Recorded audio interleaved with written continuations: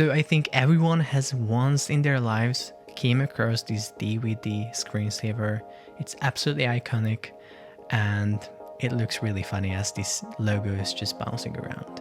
And I actually was visiting Open Purpose the other day and I saw that they implemented a similar screensaver. After a couple of seconds of inactivity, a screensaver just appears and a huge like 3D ball starts bouncing around the screen. And yeah, I was thinking that maybe we could do something like this in Framer as well without writing a single line of code. And actually, I was able to do something, as you can see here on this demo. After waiting 30 seconds, we see the screensaver and it's completely customizable. And yeah, in this video, I'm going to show you how you can do that as well without writing a single line of code. My name is Nandi, this is Framer University, and let's get started.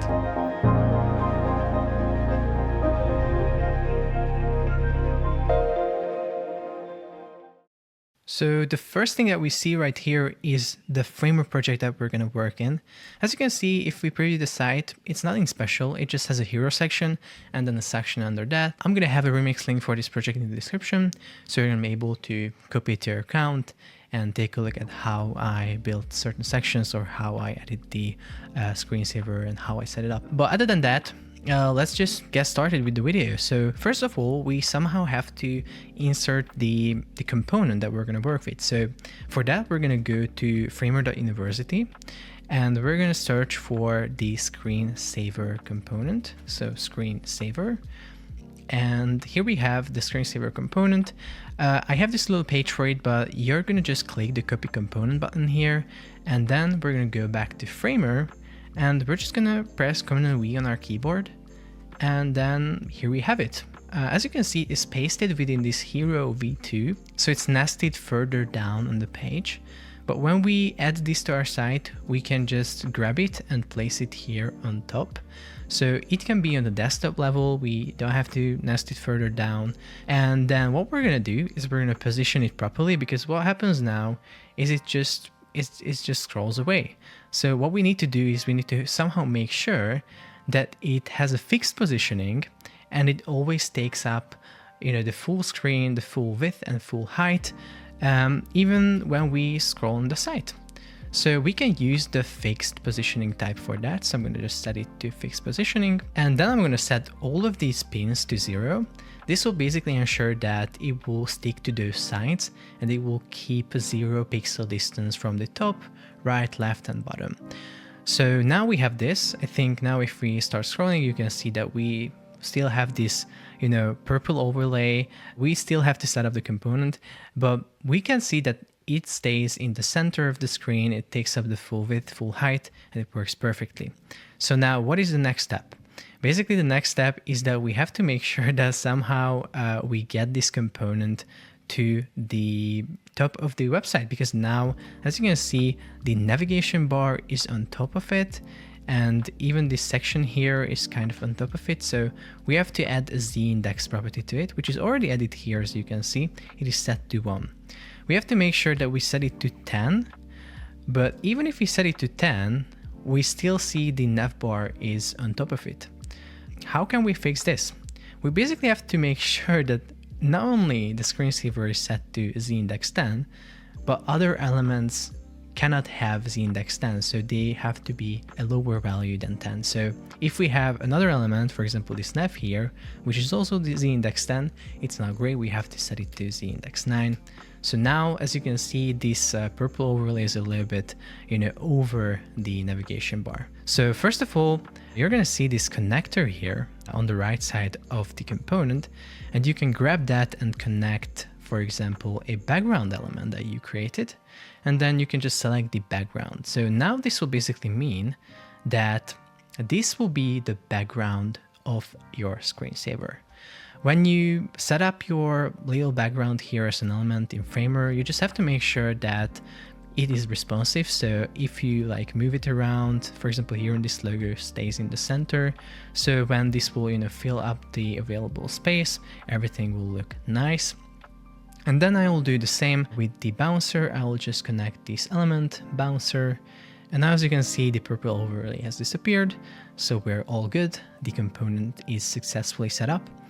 And we can take a quick preview of this. So let's wait 3 seconds. But as you can see, I have to wait a bit more because this idle here is set to 10,000 milliseconds here. So I have to set it to 3,000 if I want to, save some time here in this video. So let's take a look at how this looks now. And as you can see, it looks perfect. We have the background element as the background of the screensaver. It takes up the full page. And then we have this bouncer that bounces around. But it is a bit slow, so we can just make sure that the speed value is a little bit higher. So let's take a look at this now. Probably the bouncer will be, much faster, which looks great. However, we probably gonna came across a little issue here, and that is that we cannot really interact with this site anymore. As you can see, I cannot click any buttons here. Remix button doesn't work. So how we can fix this? Basically, we have to make sure that when we insert the screensaver, we not only set the z-index to 10 and set it to fixed positioning, but we also add the style, which is called pointer events. So when we add the pointer events, we have to set it to none. And this will basically allow us to interact with layers that are below this layer, because now we can no longer interact with the screensaver itself. And now if we wait a couple of seconds, we're going to see the screensaver. But as you can see now, I can also interact with these buttons. And everything works perfectly. And after 3 seconds, the screensaver appears. So a couple of more things that I want to talk about here regarding the bouncer, because when you connect a bouncer to the bouncer element of the screensaver, you have to make sure that this layer element here, you can see that this ball touches all edges of this frame. So I make this like this because if this is not touching, so if we make it like this, what we will see is basically the bouncer will no longer be bouncing off of the edges. So I'll just make it really fast so you can see. So as you can see, the ball doesn't really go to the edge. And that's because this ball right here is not touching the edges of its parent frame, which is actually connected as the bouncer to this component. So now, if you take a look at this, you will see that it will nicely bounce off of the sides, off of the edges of the website. So make sure that whatever element you use here as a bouncer, maybe it's your logo, maybe it's a text, it can be anything really. You can insert anything into here. It can be an image as well. So it can be anything, but make sure that these edges are touched by the actual element. Then what I also want to tell you is that you can spice this up, so you can add effects to your bouncer. As you can see, this ball, for example, rotates around, it just loops, because I can here click the effects on the right panel, and I can add the loop effect here, which will just rotate this around. I can also add the 3D effect. I haven't tried it actually, but let me try that. So maybe I add 360 Y rotation, and then maybe 180 on the X, and we can then preview this. And in theory, this will now, as you can see, now it's bouncing around and it is basically rotating in the 3D space. However, now we also have that problem that if the bouncer reaches the edge of the page when it has a 3D rotation and the element is not actually touching its parent frame's edge, then it will not really bounce off of the edge truly, but maybe that's something that we can live with. Okay, so that's about the bouncer. Let's take a look at the right panel here, because we have a bunch of properties here. We already talked about the background element. Here we can connect the background. Here we can connect the bouncer. We can set the idle to a value, for example, 10,000. So it will appear after 10 seconds of inactivity.